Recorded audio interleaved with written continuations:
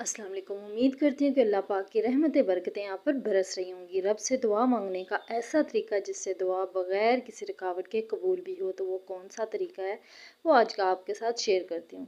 लेकिन उससे पहले एक छोटी सी मिसाल आपके साथ पेश करूँगी, आपके सामने रखूँगी ताकि आपको इसकी अच्छे से समझ आ जाए।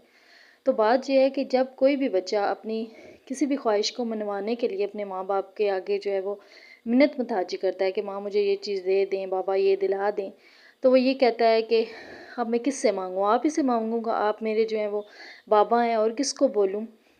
आप अपने बच्चे को ये तो नहीं कह सकते ना कि मैं नहीं दिला रहा, जाओ पड़ोसन से मांग लो, मतलब पड़ोस की उसकी मामा से मांग लो, उसकी मामा से मांग लो, आप ऐसे तो नहीं बोलोगे ना। तो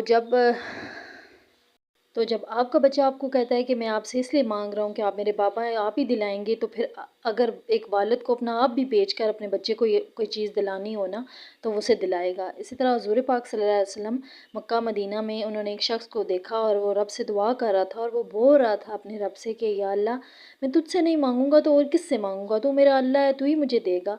तो हुज़ूर पाक सल्लल्लाहु अलैहि वसल्लम अपने साथ खड़े साहबी से कहते हैं अब अल्लाह पाक से लाजमी वो चीज़ दे देगा ये जो मांग रहा है, क्योंकि इसका तरीका ही ऐसा है, इसने मांगा ही ऐसा है।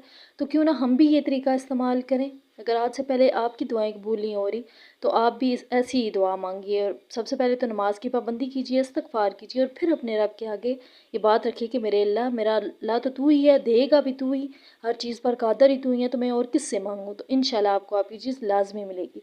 उम्मीद करती हूँ आज की वीडियो, आज का टॉपिक आपके लिए इंफॉर्मेटिव रहा हो, आपको मोटिवेशन मिली हो। अगर मोटिवेशन मिले थोड़ी सी, तो मेरी मोटिवेशन के लिए एक लाइक और चैनल को सब्सक्राइब कर दीजिएगा। तब तक के लिए अल्लाह हाफ़िज़, जज़ाकल्लाह।